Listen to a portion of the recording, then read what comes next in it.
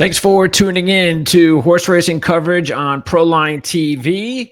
That means we welcome in Jon Hardoon from the Rags and Sheets on this early Thursday morning. How's it going, John? Good morning, Greg. How are you? Good. Yes, we're doing this a little before 8 o'clock. Just the way that it worked out. Fairgrounds sheets are in, so we figured why not take advantage and get our day off to a start. Speaking of getting off to fresh starts, we sure did last week. If you are new to our show, we kind of tell you we're a week late because we had a really good week last week, going 3 for 3. Matter of fact, let's see. Actually, the first race, John, that we did last week, which was the Sunshine Filly and Mare Turf Stakes race, you hit that one with the 6. And that one, who was that? That was Ashima. $17. Yes, wire to wire. A 7-1 horse paid $16, $17, as you said, John. The exacta you also had, by the way, paid $38. Then we went to race 10, and that's the one that I hit. I hit the winner in that one, and that was who was that? That was the 9, and that was Lightning Tones. Lightning Tones had run back-to-back 10s with the new trainer Carlos Norvez. Yeah. And then he went on to win there 6-1, paid $15.40. And then in race number 11, John, you hit that one. Yes, he was a heavy favorite, but it was the late double. You hit 9-3 in the late double. Well, we gave out 3 and 9 with 3 and 7, I believe. The 3 was scratched, so the 9 now became our top selection. But yes, we gave out the late double. So hopefully the listeners made some money. If not, change the channel because we're doing better than last week. Yeah, exactly. So it ain't going to work like that every week. But hey, you know, when you're hot, and we'll keep trying to be hot. And we got the fairgrounds this week. We didn't have anything at the Kentucky Derby prep races last week to cover, but we do this week with the Lecomte. So we're going to get into that. We also have John's free pick. It'll be races 11 and 12, and then John will have a free pick in the Philly version of the Lecomte, which is race number 9. Let's start with race number 11, John.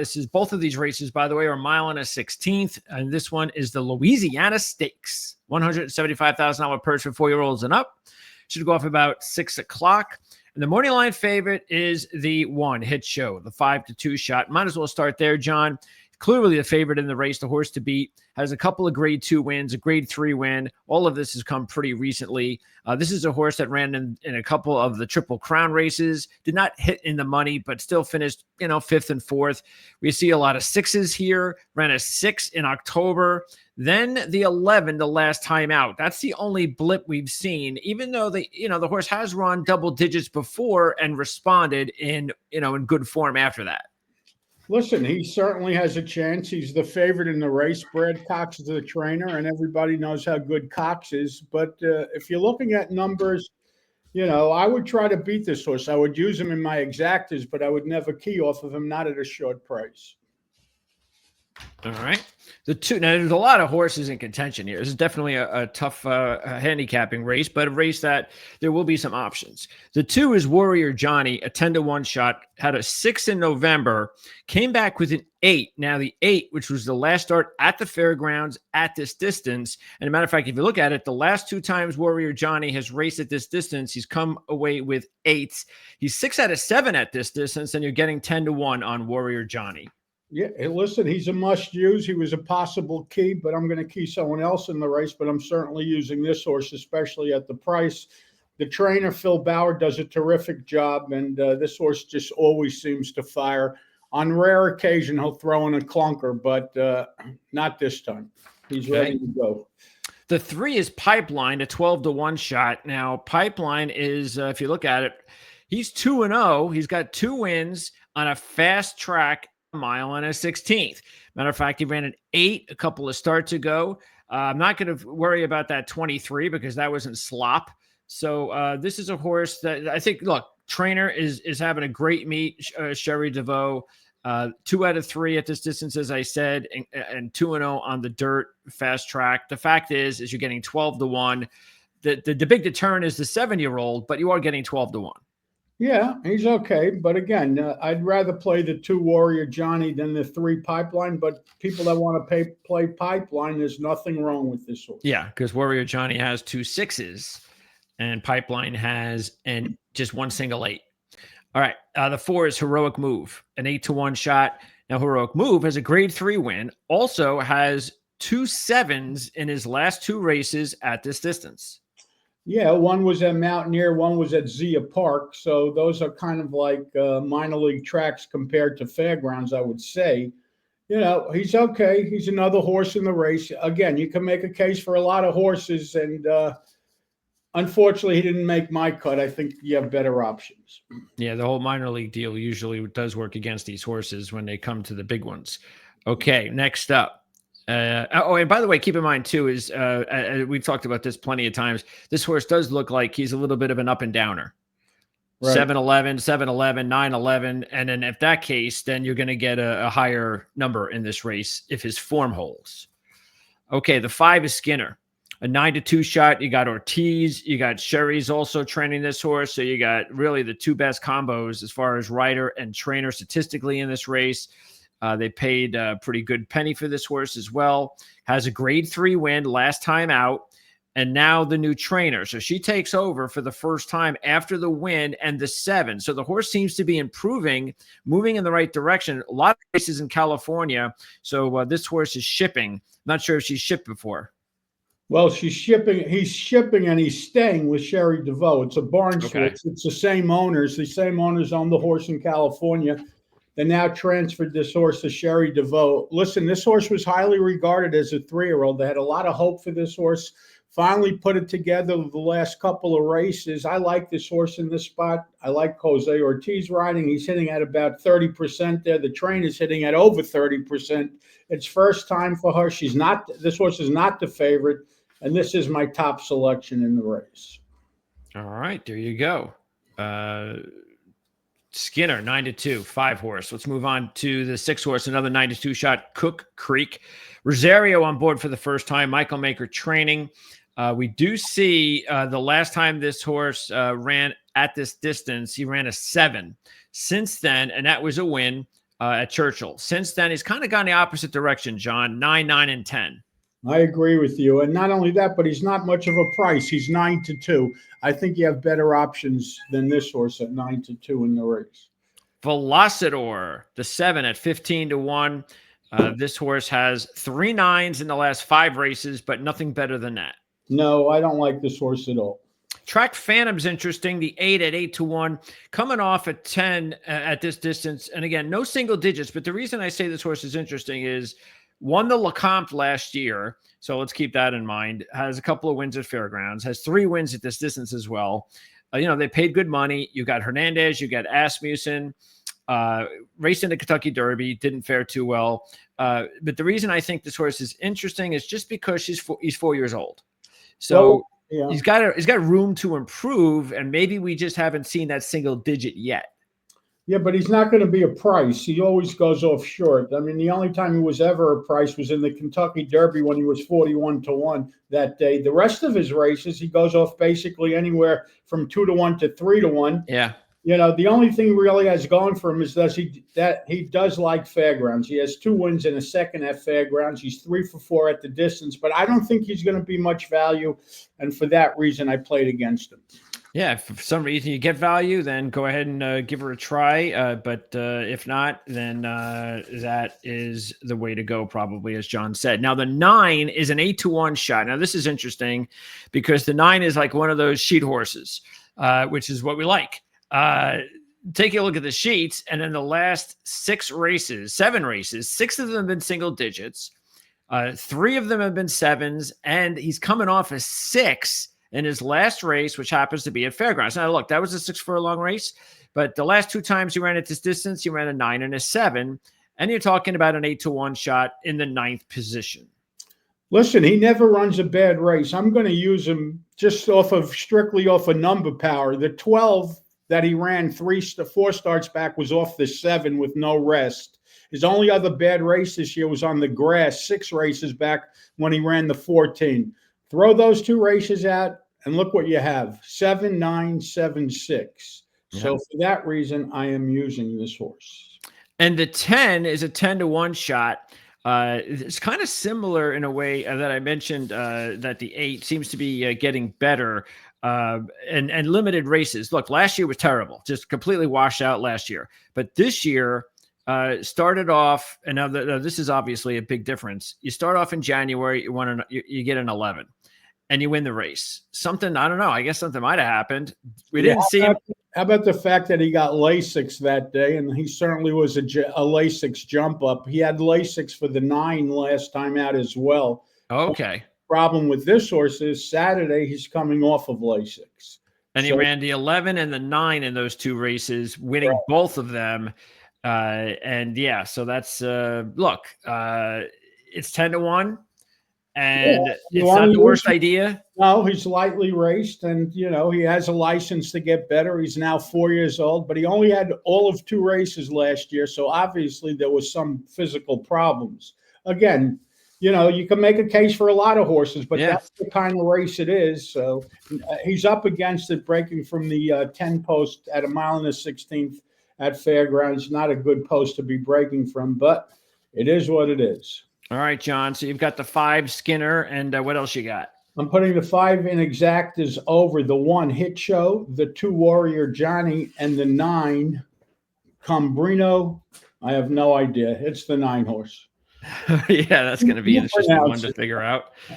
All right. 5 with the 1, 2, 9. Obviously, come back, reverse them small.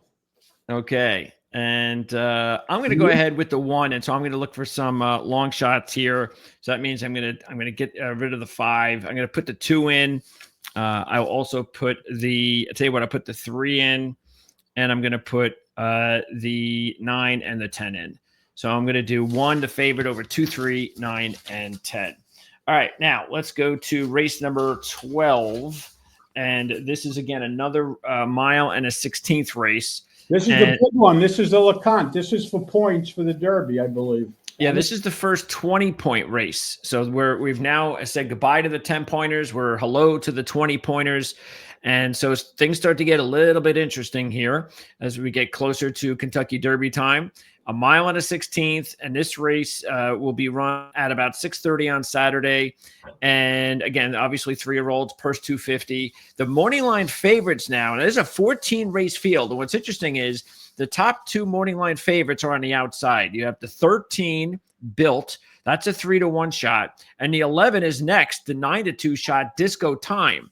So you've got, what do you think about that, John? And then a 14-horse field at the Fairgrounds on 1 mile and a 16th. Will that be an issue for these outside horses? Well, it's not a good post position. Last time out, Built broke from the rail, when he won last time out at Fairgrounds. Now he's moving to the 13 post, so he can't be happy about that. The Cox horse is going to be trying 2 turns for the first time. Listen, he's 2 for 2. He hasn't done anything wrong. It's a Cox horse. Cox is hitting at 30%. But I have a different idea in the race, and if we're going to go through them, we'll go through them. If not, I'll just tell you my idea now. So. No, I mean, let's go ahead. Tell me your idea now. All right. I like Magnitude, the 4 horse, who was beaten last time out by Built. Built beaten on the square by 6 lengths last time out.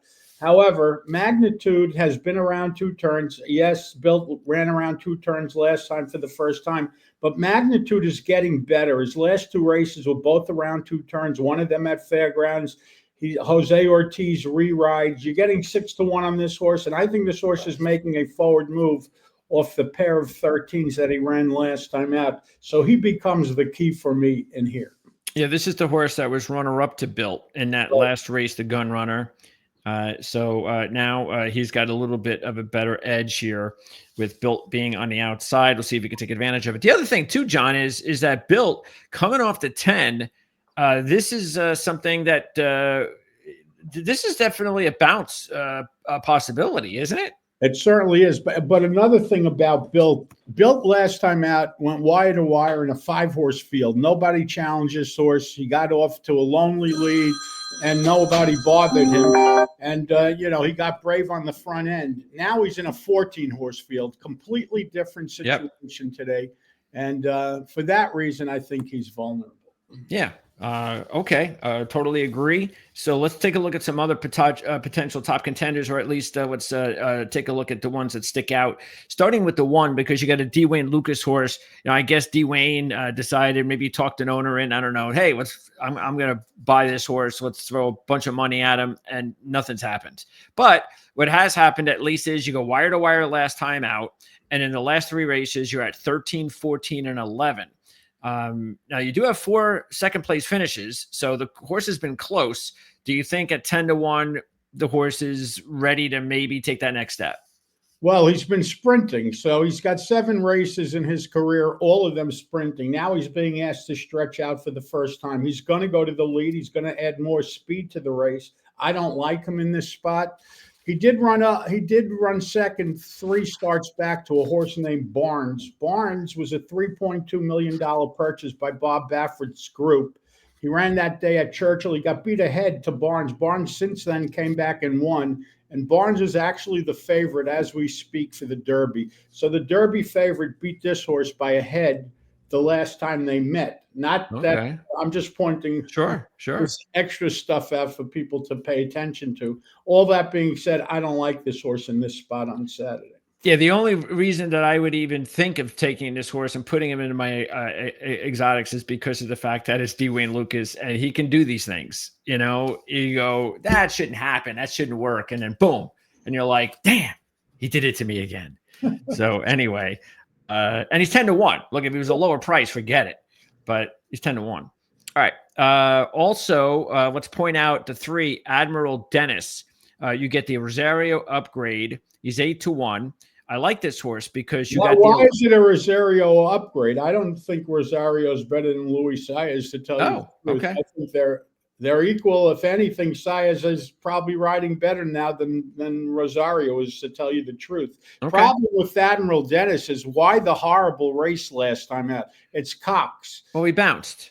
Okay, he bounced. Well, he had plenty of time from the 11. Well, he probably shouldn't have been 17. He should have bounced to a 14 or something. Whatever. It's a bad bounce. There's no question about it. 16 lengths. Yeah. It was also at Fairgrounds. Yeah, and, that's true. He was also beaten by Built that day. The good old Built who's in this race. But again, it was a 5-horse field, and they let Built walk on the lead. That's not going to be the situation on Saturday. All right. Well, next you have, who else is interesting here that I pointed out? Calling Card, the 7. So you had the horse go a couple of races on turf, goes to dirt at Aqueduct and runs an impressive 12, breaking his maiden. Next race, all right. Now, just like I said with the other horse, this one bounces, but only to a 15. So now you're getting 12-1. What about Calling Card? Well, I don't know. He's fine. He's like, other horses in the race. But if you like Calling Card, you could certainly make a case for Optical, the 5-horse, who ran a 14 minus last time out, had a 14 4 races back. He could make a forward move. I mean, what's really the difference between him and Calling Card? Not much. The only difference is Optical is 20-1. Calling Card is 12-1. The 8 and the 9 are both Dallas Stewart trained horses who are 1-for-1 at the fairgrounds. One will be stretching out for the first time. The 8 Tough Catch at 10-1. The 9 Dapper Moon, who has a rider, by the way, Morales, who's having a good meet. This horse has unfortunately been up and down. I say unfortunately because he was up last time with the 13 fairgrounds win. So that's all this horse ever does is go up and down on the sheet numbers. Look, if that comes to an end and he can actually go back-to-back races, then the 9 is a contender. Absolutely. The problem with the 9 is the 13 that he ran last time out was first time Lasix. Lasix comes off Saturday. So the jump up may have been because of Lasix. He's more likely to go backwards off of that race than repeat or make a forward move. All right. And Disco Time was the other kind of co-favorite. The 11 is a little bit further off at 9-2. You got Giroux, you got Cox, you got 2-for-2 at very solid numbers, 14 and 13, John. Yeah. Listen, he's like plenty of other horses in the race. That's the problem with the race. When you deal with lightly raced horses, they have a license to jump up and improve. So. All right. So, John, you're going with the 4, which is Magnitude. Correct. And exact is what the 2, Maximum Promise, the 3, Admiral Dennis, the 11, Disco Time, and the 13, Built. 4 with 2, 3, 11, 13. There's plenty of room. The 4's not going to be, the favorite. I think the 4 will be every bit of 5-1, and that's the horse I like best in the race. Okay. And by the way, you did not talk about the 3, did you? Admiral Dennis? I Yeah, did. we did. That was Yeah. the one we talked about. And that's the one. Okay. I thought it was the other one. Was it the 2? No, there was the 2. Maximum Promise. I don't remember you talking about Maximum Promise. He ran as a 2-year-old of 15, so he's allowed to come back and certainly mature and improve off of that number. It's Kenny McPeak, whose horses always seem to improve. He's breaking from an inside post. So he's not quite as fast as other horses have run already, but the projection number there is certainly good due to the fact that he ran the 15 back in August. 16 and 15, the 16 on turf, the 15 on dirt. All right, I'm going to actually go with the 11 as my top horse, and I'm underneath. I'll go 1, 3, and 7. So again, the 2 races we just did. The first one was the Louisiana Stakes. John went 5 over 129. I went 1 over 239 10. And then this one, the Lecomte, again, 20 points for the winner, the Kentucky Derby.